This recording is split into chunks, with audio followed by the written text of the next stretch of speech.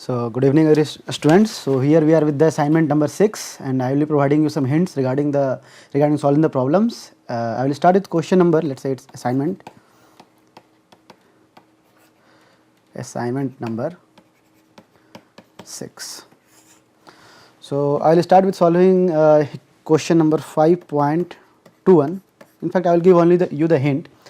The question is Ampere law, which is curl of B is equal to mu naught J, is consistent with the divergence theorem? So let's start with, we know the Ampere's law. Ampere's law is curl of B is mu naught J. So take divergence both sides using divergence theorem. So this will be, let's say, divergence of curl of B is divergence of mu naught J, which in fact gives you mu naught times divergence of J, which is nothing but minus mu naught del rho by del T from electrostatics. So this will be equal to 0 only when that is rho equal to 0, it is magnetostatics. So this is not in case if rho is not equal to 0, let us say if rho is not equal to 0, then divergence theorem is not satisfied by the Ampere's law, then divergence theorem is not satisfied by Ampere's law. You will read more regarding this when you will read Maxwell equations and Maxwell equations in matter. So while we know that curl of B divergence of curl of E is 0. So this is not satisfied for Ampere's law. Now let us move to next question, question number 5.24. You are given I am just solving the problem. Let us say phi component of A is given as K, this is a constant, and you are supposed to find J, the current density regarding this A.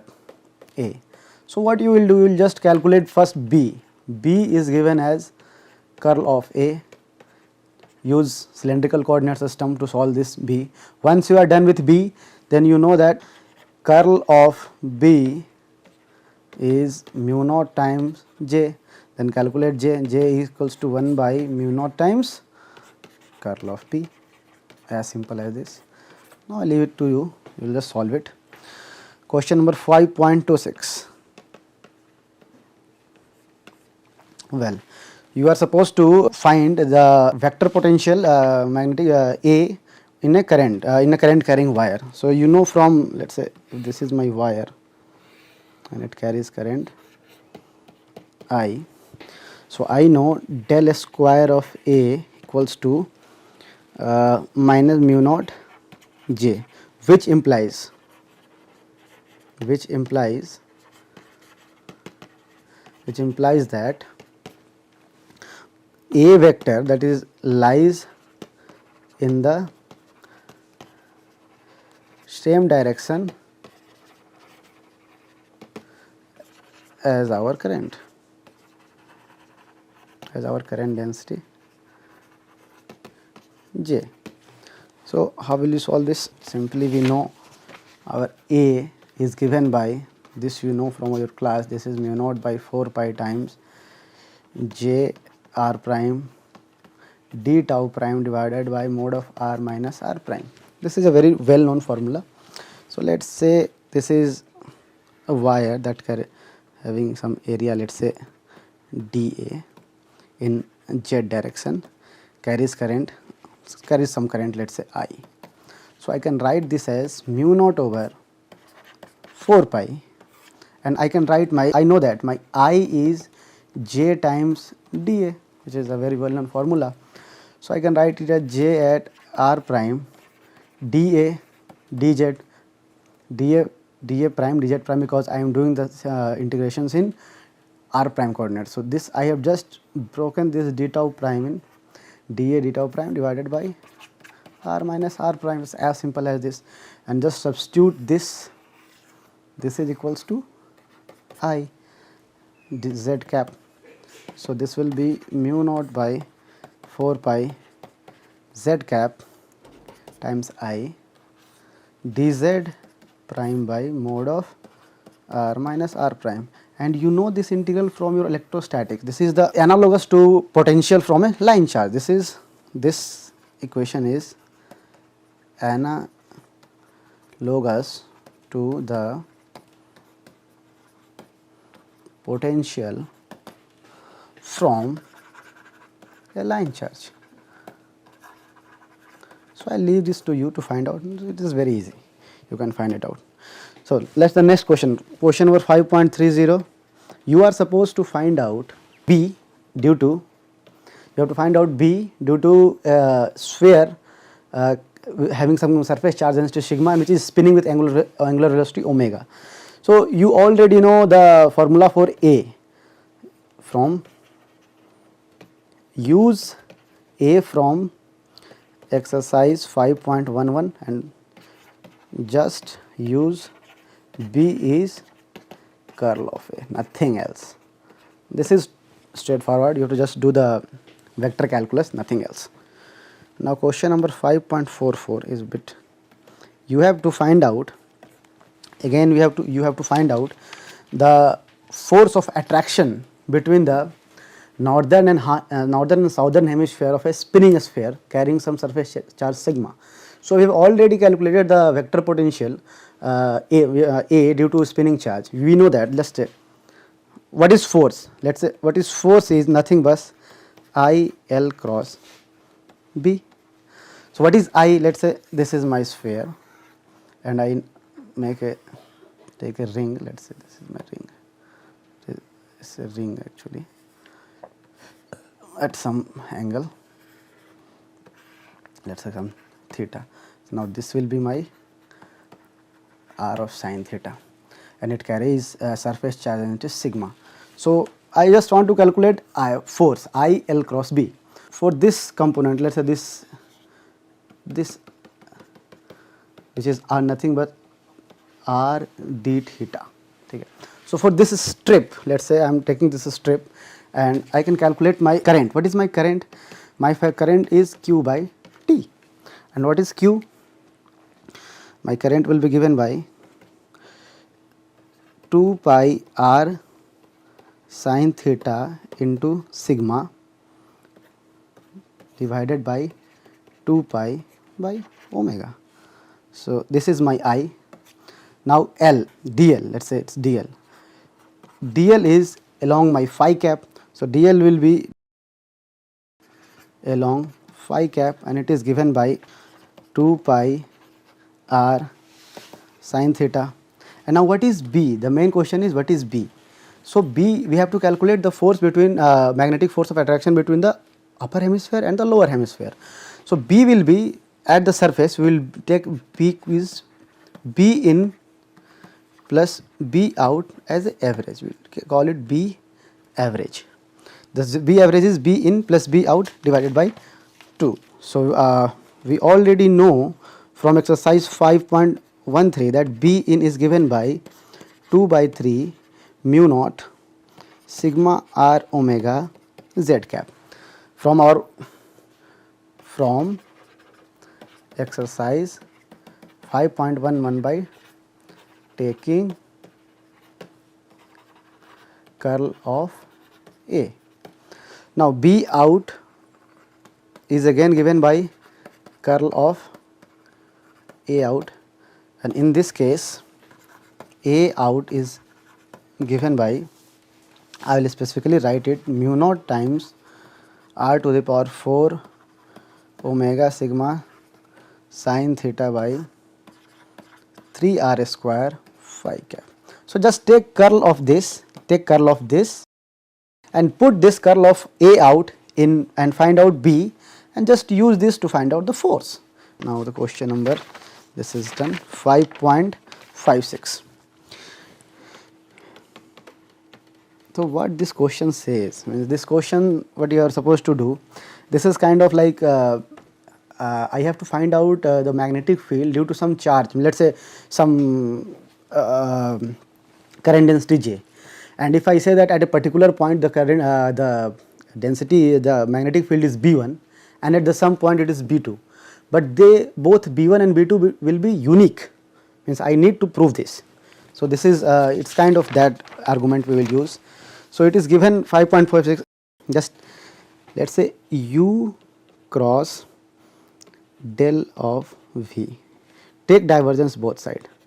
You have given this vector, take divergence or apply divergence theorem both side, apply divergence theorem, just apply divergence theorem. So you will get, before that I will just use identity, which is like divergence of U cross curl of V is given by divergence of curl of U dot curl of V minus U dot curl of V. So this is identity we are using from our first or second page of Griffiths. It is given in Griffiths very nicely. So I have just pick it up, and now I will apply divergence theorem here. I will apply divergence theorem on both side. I will apply divergence theorem on both side. So this will be divergence of U cross curl of V d tau, I am assuming some space, let us say R or some spherical space, is given by curl of U times curl of V minus U times curl of V d tau. Now if you use divergence theorem on this, so this will reduce to a surface integral. This will be U curl of V dA, and this will be this whole. Now what we are supposed to do, suppose we have two solution, this is a bit tricky. Suppose we are having two solutions for a current density. Let us say this is given by B1, which gives you A1 vector, these both are corresponding, and B2 vector, which is from your, which gives you A2 vector. Suppose we are having two solutions for a magnetic for some current density we are having two solutions such that curl of A1 is B1 and curl of A2 is B2, and also what signifies until now this is obvious, but what signifies that both of them are from a same source. So this means that curl of B1 is, let us say, some mu naught J, and also curl of B2 is also mu naught J. So curl of B2 is minus J. Now define, I am going to define a third set of magnetic field, let us say B3, which is nothing but a kind of superposition of B1 and B2. This is B1 vector minus B2 vector, which implies that my A3 is also A1 vector minus A2 vector, and this gives me curl of my B3 will be curl of A1 minus curl of A2, which is again, which will be given by, just use that, so mu naught times J minus mu naught times J, which is equal to 0. So you see from our expansion of the previous result, one of them will be 0. Now I will substitute later and put U equals to V equals to B3 in the expansion. Just put U equals to V equals to B3 in the expansion, use this result we have just produced, and you will come up with a solution that the B1 minus B2 d equals to 0, sorry, d equal to 0, which means that your b1 will be equal to b2, and you will get, which signifies that you will get a unique solution corresponding to any distribution of current. Means if there is some distribution J, you will get a unique solution, unique magnetic field, unique vector field, and that's all. This is what the aim of solving this question. Now slowly we come to the last question. We are supposed to find out the average magnetic field inside a sphere. So this is problem number 5.57.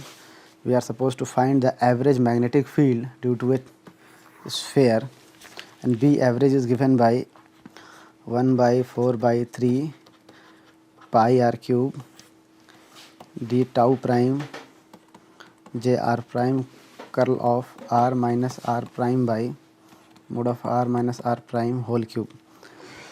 Also we need to find out, we have to integrate it once more, so not like that, in fact we have made some little bit mistake.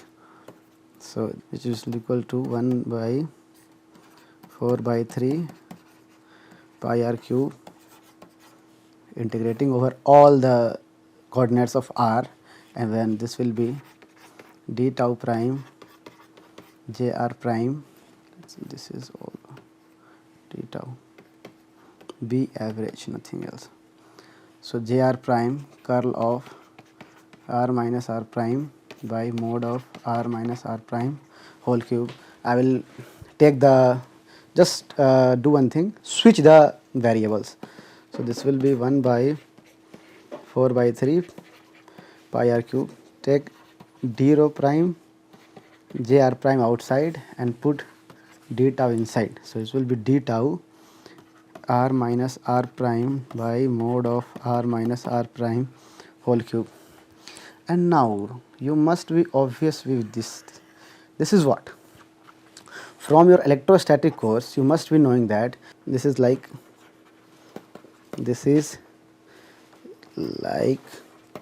negative of electric field of a uniformly